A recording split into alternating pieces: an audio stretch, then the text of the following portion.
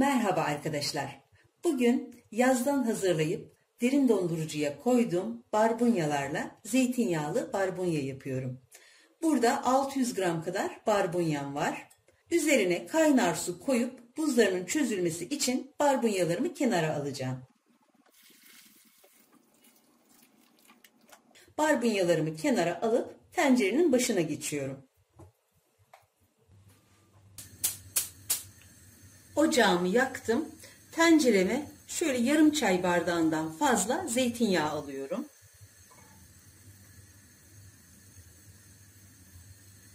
Üzerine yemeklik doğradığım bir adet soğanı ekliyorum. Bu aşamada üzerine bir tatlı kaşığı şeker, bir çay kaşığı da tuz ekliyorum. Kaya tuzu.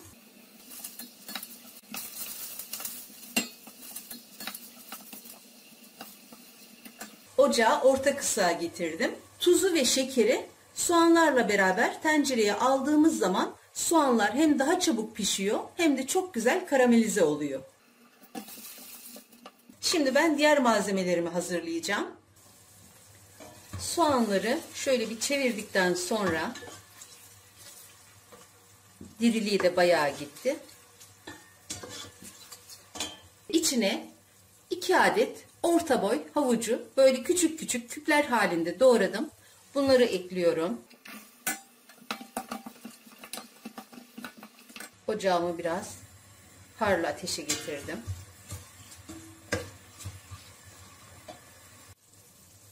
Havuçlarımı da yağda şöyle bir güzelce çevirdikten sonra, yani havuçlar rengini yağ verdikten sonra içine yazdan hazırladığım domates sosunu ekliyorum. Şöyle 1,5 su bardağı. Barbunya ve taze fasulye gibi sebze yemeklerine öncelikle taze domatesi çok yakıştırıyorum. Taze domatesin olmadığı yerde domates sosunu, domates salçası en son tercihim oluyor. O yüzden öncelikle taze domates varsa taze domates, rendelenmiş ya da kabuğu soyulmuş küp küp olarak, o yoksa domates sosu, o da yoksa son çare domates salçası. Domates salçası da yakışıyor ama domatesi ve domates sosunu denedikten sonra aradaki farkı göreceksiniz. Özellikle bu domates soslarını bu tür yemekler için hazırlıyorum. Bu domates sosumun tarifi de Bir Kavanoz Kekik YouTube kanalımda var. Dilerseniz seyredebilirsiniz.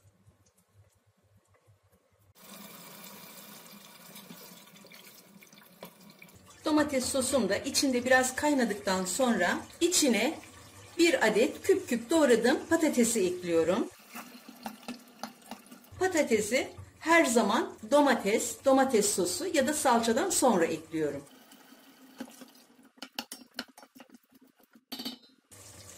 Patatesler de böyle o domates sosunun içinde biraz piştikten sonra sıcak suda beklettiğim barbunyaları artık tencereme alıyorum. Tabii ki suyunu süzdüm. Barbunyalarım da sosun içinde birazcık piştikten sonra üzerine 4 su bardağı sıcak su ekliyorum.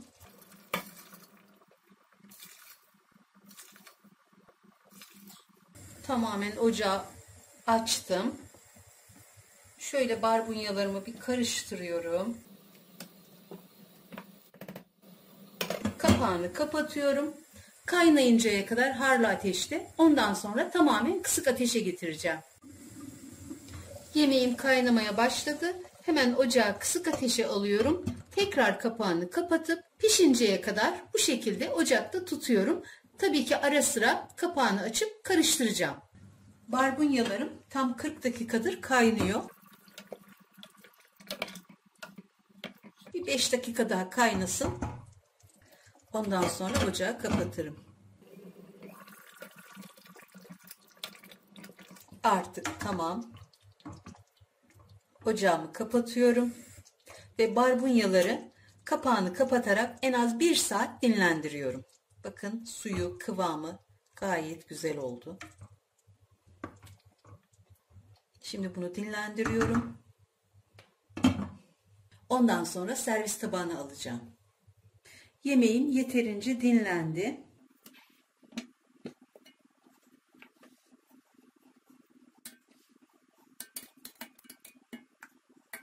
Servis tabağına alıyorum artık.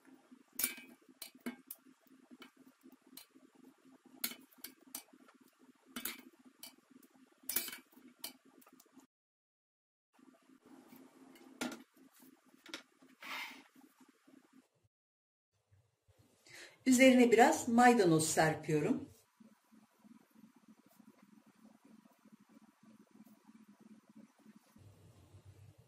Şöyle limon dilimleriyle de süslüyorum.